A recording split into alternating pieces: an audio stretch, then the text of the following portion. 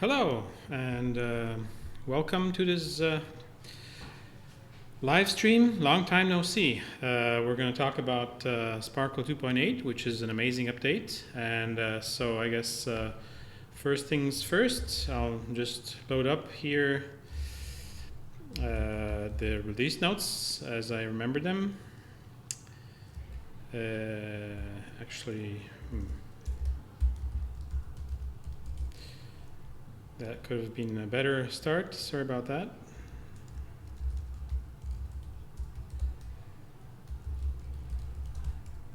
There you go. Okay, so let's see. Oh, we have questions already. So, Adam asks if we use Sketch to use the new Sparkle site. So yes, we hired our friend Wolfgang, who made the Sparkle icon, and he actually also made the Sparkle 3 icon, which I can't show you yet, but it's going to be really nice. This is Bartolome.at. He's an excellent designer, and what he did is he provided us with a sketch file containing our new website, and we, over several iterations, used the new Sketch plugin to export this site. Of course, this animation was made separately, and this video was not made in Sketch, of course. But everything else, just copy paste it over. This is a fun thing I think I can show you. You see this curved background. This is actually an SVG background. And so this is new in Sparkle 2.8. You can place an SVG as a box background, and when you make it full width, that means that you can have non-horizontal section breakers. I think it makes the site more interesting. So I guess let's go back to what's new. Instagram. Instagram is interesting. I guess I have a hard time showing it to you now because I have not started it over here this is a test account I use for streaming. So, but basically, let's go into Sparkle. What you do is you have three ways of adding an Instagram element. One is, its own Instagram icon here. So what this lets you do is enter a post address, or you can enter a recent post. Recent post means like you say, I want post number 0. It would be better if I could show you here. So recent post means I can show you post number 0. You can pick post number 0, which means the latest post, or post -1. Actually, I can show you the documentation for this, which is updated. It's not entirely updated yet, but we are working on finishing up all the missing documentation pages. So please do ask if there's something that you would like to learn about more, and I haven't shown, and the documentation doesn't show, and we can quickly discuss it here, and then we'll be updating documentation. So this here shows.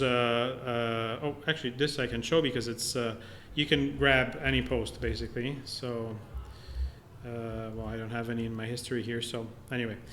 What you can do is you paste the address of any post from anybody here, and it will show live in the website. Or you can show a recent post, which means you must be logged in to your Instagram account or your client's Instagram account through this here. So this is the new settings. So just enter a fake web address here. And here you authorize Sparkle to access your account. So here you would type in your Instagram account and your password. What happens next is you get this here, which is the ability to add to pick a recent post. This is live in your website, meaning you don't have to republish when you change your Instagram account. So this lets you basically stream the content of your Instagram account into your published website without going back to Sparkle. This is one way of integrating Instagram images. The other one is through the regular image. So if you have this normal image, you're used to this. Well, what you can do now is pick Instagram here, again, authorizing. And I can show you the documentation page for this because I don't have it authenticated right now. And this is what happens. So it's basically the same thing as showing an Instagram post, except now you're loading just the image from the Instagram feed and not special post types because, for example, video posts or slideshows or multi-image posts do not show in this mode because this shows just the cover image which Instagram will provide. But this is still cool because, again, this will automatically update in your website when you post something new to Instagram. And you can set all the image filter effects like rounding or even the filters and animation and all that. The third way to integrate Instagram is through a gallery. And so, again, the gallery can use Instagram as a source for the images. So this is great because, generally this is a plugin that you have to pay for, and it's kind of fiddly to integrate, and finally there are privacy concerns because what happens is you have the widget provider being someone else who also gets your site visitor IP address, and that's best avoided. Unsplash, we love Unsplash. It has great images. It's a stock photography site, so adding an image here,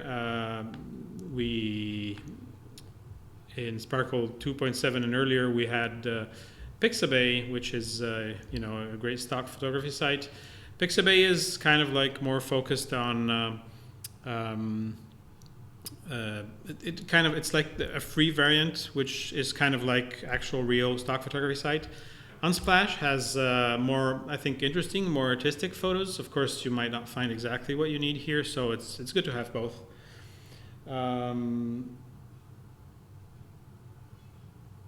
Okay, is there a live stream now? Yeah, I think so. Marshall, are you seeing the live stream now? Hope so.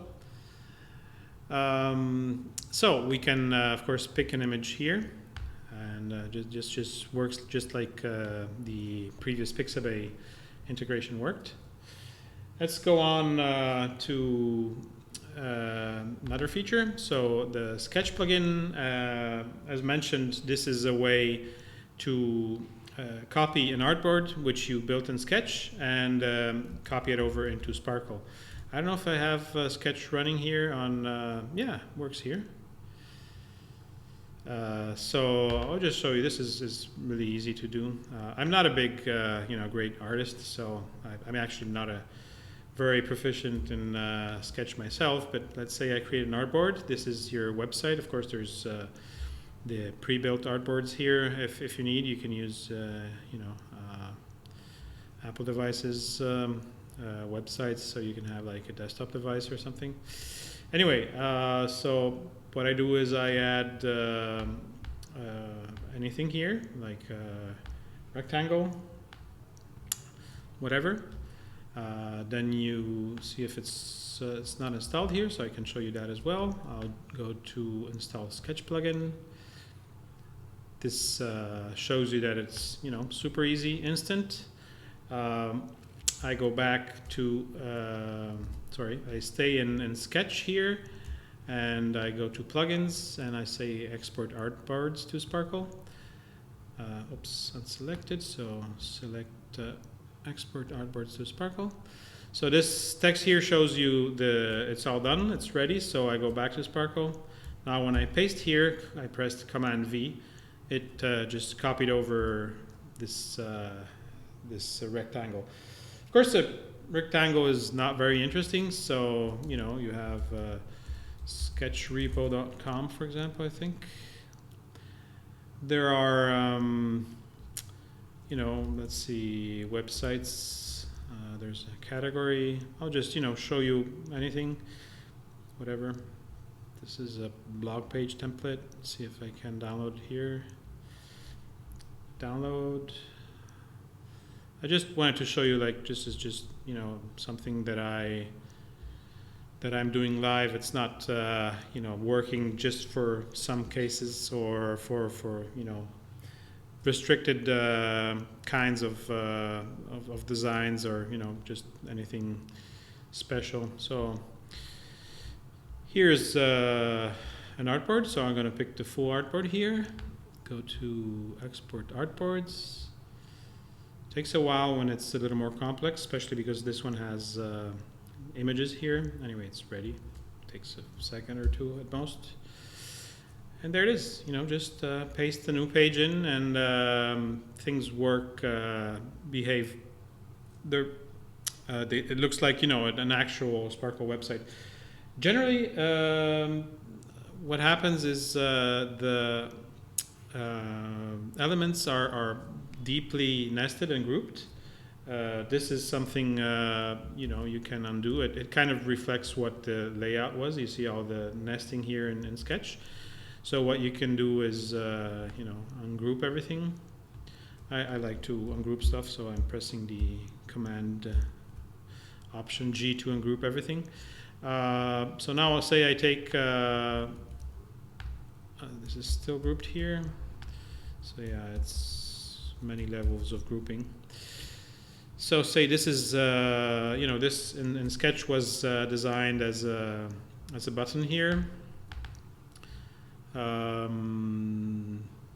Nothing, in Sketch there's no, while you might have a style to have different button states. I mean, there are different ways in which Sketch has been developed to support designing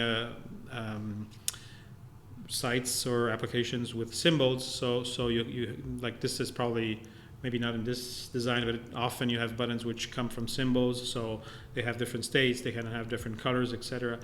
But once you take them over to Sparkle, it's just the box and the text. So what we have added in Sparkle 2.8 is this ability to convert elements. So right here I'm going to convert this to a button, and there you go. This now is a button, and I can show you on live preview. Of course, it's all working, and this is working like a button now, and I can click on it. Of course, it doesn't have a link now, so it's not really working there, but and I guess I probably should do an in-depth video just about working with a Sketch plugin.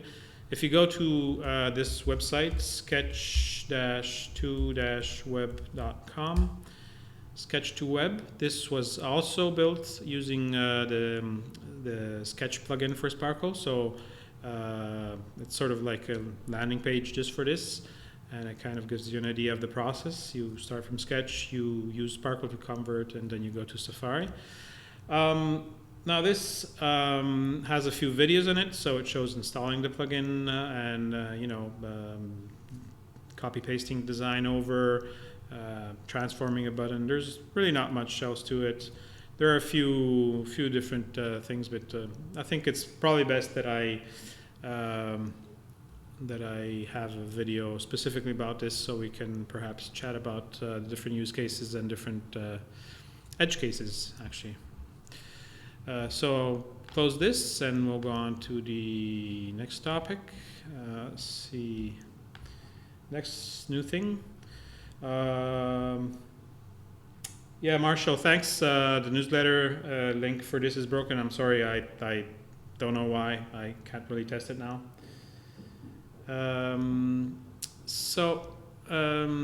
Photos extension is an extension to create image galleries in Sparkle through Photos.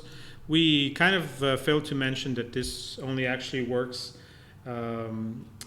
with Mojave, so macOS 10.14, and unfortunately only for the App Store version of Sparkle. This is because Photos is restricted to only use plugins which are inside apps that come from the App Store. This is an Apple decision. We can't really do anything about it. So we don't generally like to make differences between App Store and non-App Store version of Sparkle, but this is actually a minor feature. You don't need the plugin to get photos from pictures from photos into Sparkle. I mean, I've shown this a few times. It's just a matter of drag and drop, add a gallery, and so, I mean, the plugin essentially does the same thing. It just has a simpler interface without using drag and drop, but just just a plain wizard style interface. So not a big deal. Next up, let's close Sketch. Sorry about that. Close this. So site search. Site search is another thing which isn't easy to demo here. I can show you how it works in the canvas, of course. It's for live demo of this. You can go to our documentation page, which I'll show you now, and you see it working live. It's hard to demo because, of course, you need to have a lot of text to show, and we don't have much text in this sample document here. So what you do is you go to Site Search here, and it adds a search box. Search box is kind of a special combo of a text input and a button. Of course, this doesn't change customization. So once you click through, like inside if it were a group, like you can think of this like a special group. Once you go in here, you can do most of what you could do with a regular text input, in a contact form. So you can take the border off, or you can add rounding maybe, which is something I should show you is this. I'm using the pinch to zoom here. This is the new really smooth canvas. Doesn't really do it justice. I should do it on something like, well, anyway, yeah, it's really fast. It's really cool. Anyway, site search. So you customize your text input. You can say like perhaps placeholder saying search here with a little bit of indent, and then you can customize the button. And I like my buttons blue, so there's that. Blue button. I need white text probably, and bold. Sorry for wasting your time with this. So you see, this is, even though it's a special combo, the individual elements are customizable. And once you add a search field like this, Sparkle, just like for the privacy page, it will add a new search results page. So this is where your search results end up.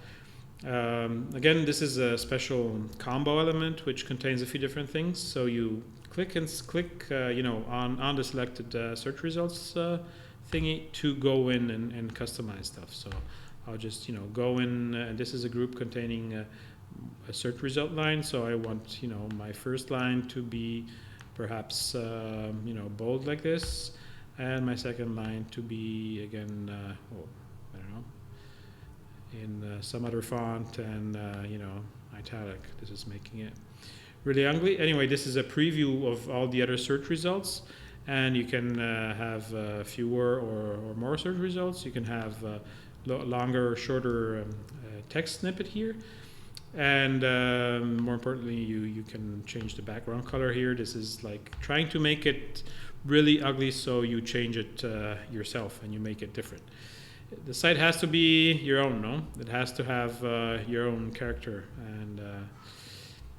And the same thing for these. So you have the boxes, and you have the selected box and all that. So this site doesn't have any text to search in. So pretend this is Sparkle's documentation, and actually I have it open here. And what I can do here is write, anything. What does it say here? Arrow.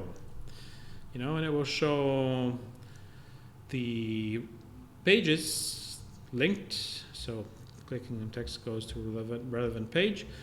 It shows an abstract from that page, a text snippet, and the highlighted search term. If you have ideas about how this should work, we can improve it. We can add features. This is just our first shot at search results.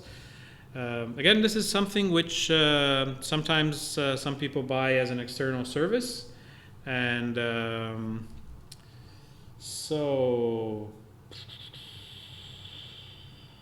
does the site search work for pages that were not created by Sparkle? No, this is actually Sparkle only, and the reason it works this well is because just like we generate HTML on a page, we create a separate file with just the text from the pages. So we scan through that really quickly with a little bit of PHP running in a server. You can see up here it says search.php. This is because this is Sparkle's search page here. Marshall says, if I can preview search results? It doesn't show much, it just shows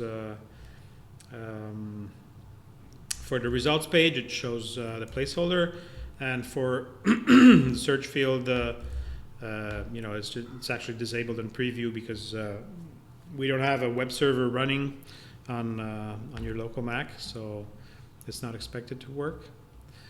But you can test it on our documentation page, for the time being, and then when you have enough pages on your own, let's see, try another search, pages. It's really fast. There are things we can do to improve the relevance and the ordering of results, and you can expect these changes to be pretty easy for us to do and come perhaps in the next update. Carry the highlighting over to the linked page. This is something we are thinking about. It's not currently something which is built in, and it could be something we add in an updated version as an option, maybe. Including maybe highlighting from external search engines. That's some sites have that. Some people like it. It's not my preference, which I guess is why it's not in this version yet. But we can add it in the future.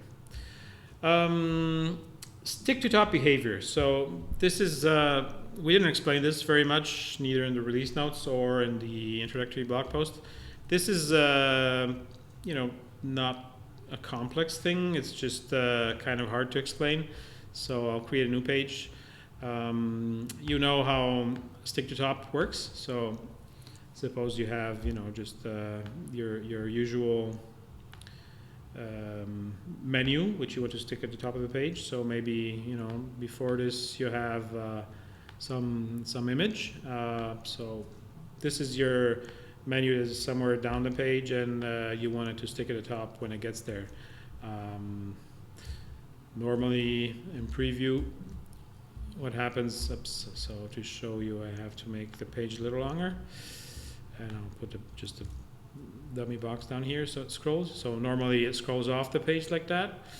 So you need to group elements. I pressed Command G here. The reason you need to group elements is because if you don't group them, if the option was on individual items, then it would be hard to be able to specify the relative positioning of the box and the menu. For example, once this reached the top of the page, if I had hypothetically set the stick to top option just on the white box here, and another one separately on the menu, what would happen when this gets the browser top? The box would stop, and what would happen to the menu? You would want it to stay in the same position, so you perhaps would have to somehow specify the offset to the top of the page. It was we considered it to be too fiddly, and even though it can happen that you just need a single item sticking to the top of the page. For now, you have to group it with something else, and that'll work. So anyway, once you grouped the white box with the menu, you have the stick to top options. You used to only have one stick to top checkbox. Now you have different options. So I believe stack is what the previous stick to top behavior was, but This is actually only applicable when you have multiple groups, as the inspector says here. So with just a single, as you see it sort of, put another element down here. As you see, it sticks at the top of the page here.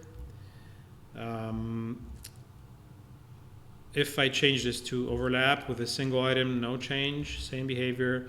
So what I need to do now is I'll duplicate this. So I pressed Command G. So now you have two floating menus. You know, some more complex pages could have this. I can imagine, you know, our homepage having different sections and wanting to sort of single out, have different navigation structure or whatever. So what happens here, if I have stack, you know, the first one stops at the top here and the second one stops there too. See, I'm scrolling down here. This is the stack behavior. Overlap, as you imagine, means that one and the other are one on top of the other. Which one is in front depends on your depth ordering, so you can use the back and front buttons here. And the last one pushes the previous, as you would expect, means that when scrolling up, the first one stops there, and when the next one comes, oops, I need to set it on both, I think. So once the first one comes up here, the second one pushes it away, okay, and sticks to the top. So these are the three new stick to top behaviors. They give you a little more, you know, choice and flexibility in deciding how you would organize your sticky navigation. And the new option, which is new, is this fix to browser bottom. Nothing really changes in the canvas, just like when you have, for example, the cookie pop-up, the cookie bar, which you can choose if it sticks to the top or to the bottom. Well, now you can fix to the browser bottom any group. So going back to preview, as you see, it's down here. It's not really moving, and it also, of course, reacts to the browser window changes. So these are a few different sticky behaviors. They can be, you know, combined to make creative solutions, creative designs. This is the pinning to the browser bottom. SVG for box backgrounds. I guess I showed you that a little bit on the Sparkle website. For in-canvas use, it's probably, you know, not much different than, let's see if I have an SVG in my treasure trove files here. I guess these are from previous live streams. I don't have any here.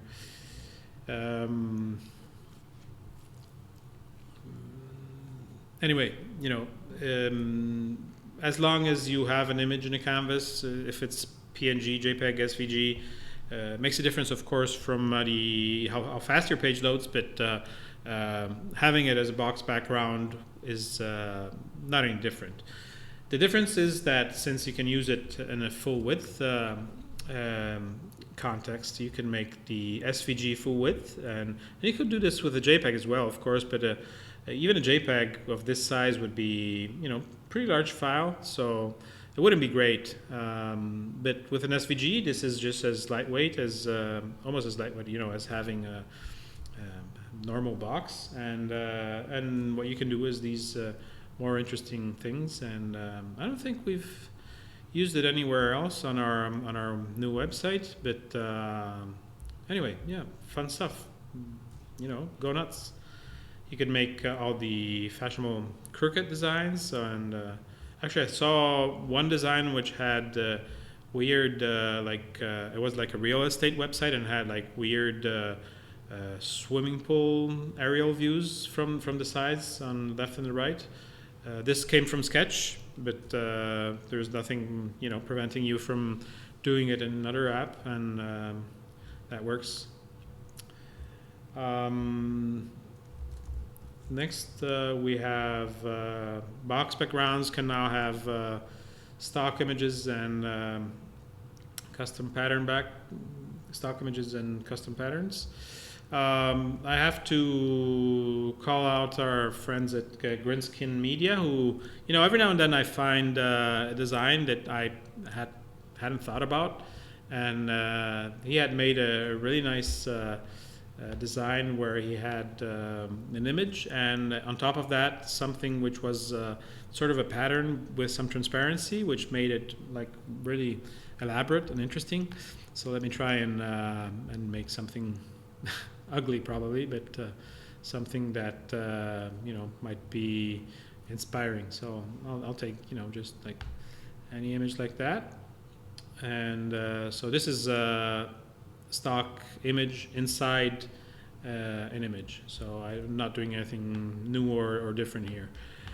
Now what I do here is I put a new box on top and make it transparent background. This is, I don't know if you've ever done this, but tinting an image can be done by overlaying a box on top of an image. So say I want to put this, I'll change the color just for this color well here and make it white color with some opacity. So this sort of de-emphasizes the image. One option is blurring, another option is overlaying with this translucent white. Another option is so go back to transparent, which is new now, is to add I'll look for a built-in pattern. Okay, this isn't very interesting because the pattern is gray, but is filled. So see, transparent. I think we have a couple here, like transparent square tiles. So I'm afraid this isn't very visible here. It's a bit too transparent. Oh, translucent fibers. Also not very useful. But I can change the opacity here to give you an idea. Anyway, you can use, this gives you sort of a canvas over the image, which this is interesting, if I de-emphasize it like that and then do something like this, right? So, you create a design by sort of combining different elements. Anyway, yeah. Patterns in box backgrounds were not a super common request, but they were pretty easy to add. So make an option to make the text box scrollable. This is a new feature, and so suppose you have like a really huge amount of wall of text, and some people like using requested this because they wanted to make the page shorter. So like suppose you have any kind of for example, you have a website about a choir and you have a list of 60 members of the choir, and you don't want to have the page be that long. So you just make the box shorter, and oops, you cannot, because how does that work now? It's text exceeds the boundaries. Well, this is why you have the new scrollable option. So the warning goes away, and what that means is that in the browser you now have a scrollable text box. Typically this of course will be used for terms and conditions, legalese, and that kind of thing. Next, box backgrounds now can have any angle gradient. This is one of the additions we kind of inherited from adding the Sketch plugin, because Sketch had this, so we kind of needed to have it as well.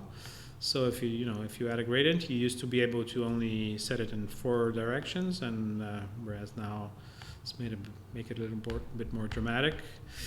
And so now you can have any angle, and as you can see, it's this is fun, especially if you set one edge transparent. Again, this is the sort of the translucency thing of sort of hiding part of the image. I don't know, it can be useful like that.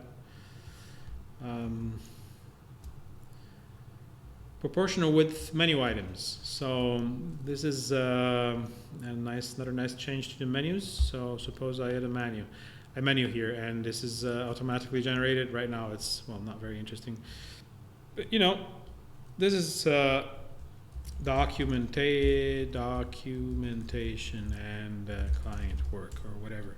Well, this is the Sparkle 2.7 behavior, and as you see, a bunch of pages were automatically hidden because they didn't fit anymore. Now, this is because in Sparkle 2.7 and earlier, you needed to have all menu items of the same size. This has changed now, and you can uncheck the same size. So by default, you get the same behavior as it was earlier. Now you can uncheck this.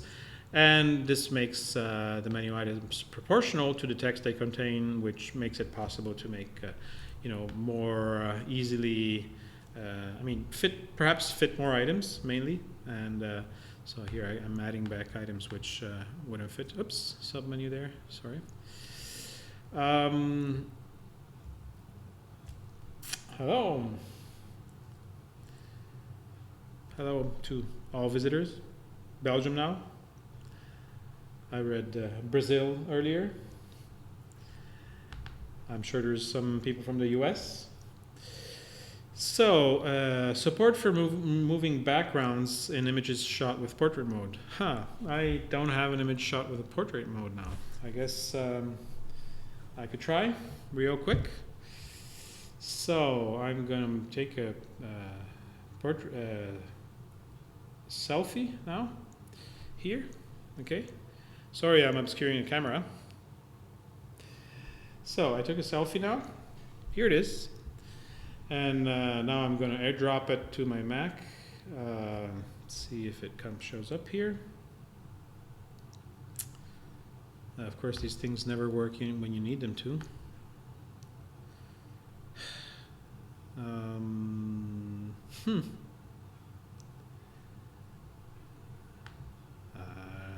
Yeah, not sure how to do that.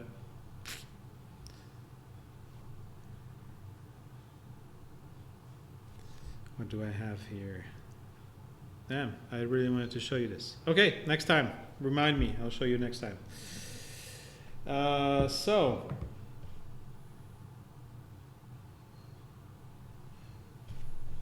hey, Canada, New York City, North Carolina, Southern Carolina, Belgium, Florida, and yeah, Murphy's Law. That's right. Well, I should have been more organized, I guess. Sorry about that. The option is for images. You need to have Mojave for this, and this is the option right here. If you place an image which you took with the iPhone portrait mode, what you can do is check the chat box, and whatever was the portrait matte gets removed. Again, remind me next time and I'll show you. 3 Belgians, Norway. Hello from people from Norway. And so let's go on with the features. Continuity camera. This I can show you. This is easier. This hopefully works. Let's check. Continuity camera, is the new feature in iOS, which lets you this stop. Hope it's still streaming. Continuity camera is the thing that lets you take a photo on your local iPhone, and what you do is it should show import with it would show your iPhone's name here. It's something that I should have tried and set up earlier. Sorry about that. So anyway, shoot, sorry about that. I'm not seeing if it's streaming live anymore. I'll just go on furthermore and show you what can be done. So the drawing performance, and I think this is an interesting new thing, mainly because if you had a 5K iMac, for example, you could find Sparkle sluggish, or if you had fixed backgrounds or blurred images, large blurred images. The catch here is, unfortunately, this feature requires this new canvas only runs efficiently on Sparkle 2 on Mojave and on High Sierra, so 1014 and 1013. We tried to make it work on earlier versions, but we had to fall back to Sparkle's older canvas. That's just technology progress. Mojave is actually really better and faster than Sierra was. So So I'm going to show you this. I set an image as a box background here. And, even this, this is not a complex layout. Even this was, could be sluggish at times. What is possible now here is to see, if I click fixed in window, this is the background, and this used to be really slow, and now it's amazingly fast. That's because, we switched to what is called CA layers. This works even, with the usual whatever rounding. So this is a super incredibly fast. Even if you blur the background, you might know that blur is computationally very expensive, so this is generally slow. This is super fast, and this is slightly slower, and here you see the actual bottleneck under the hood. It's still okay, but the whole image needs to be redrawn every time, so it's slightly slower. But this is excellent, for scrolling speed and for working with large documents. It's, took a fair amount of time, and it's a big effort.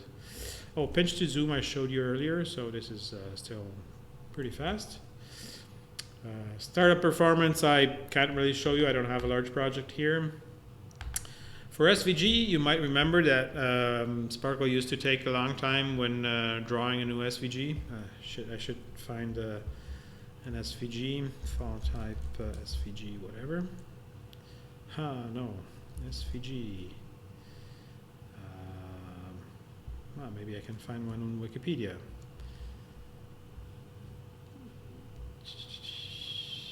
These are, no, this is not an SVG. This is an SVG, maybe.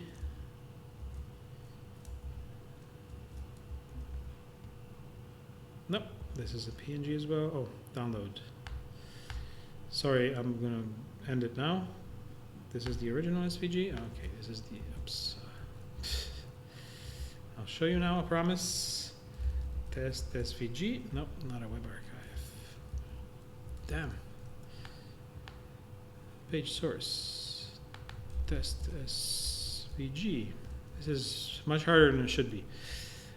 There you go. Now, finally, this is an SVG, and it used to be, you'd have to wait a second or so for Sparkle to render. Now, SVGs are rendered in real time.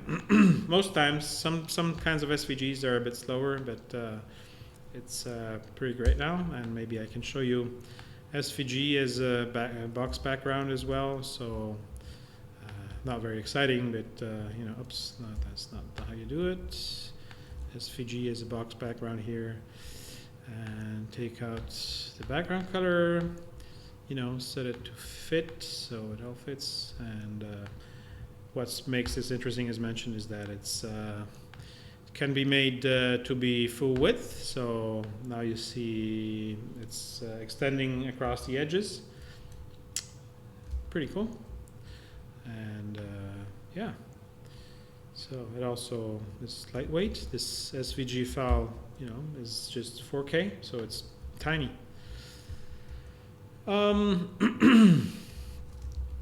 Next, I don't have much more time, but this is nice for many people beginning, and even if you want to quickly mock up a site, going to Google whatever console and getting an API key is so painful, it's annoying. And so now we have this mode, and we hope it lasts for a while. We hope it doesn't get killed by Google like you did with the previous one. But no API key, and this works anywhere. It works in preview, it works in a canvas, and it works in the published site with no API key.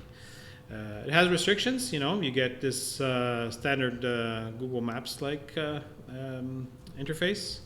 So you can't change this. You can, I think you can have, you can have satellite mode, and you can change the zoom level. Whatever. I mean, this is, I think, a much improved experience for people starting with maps.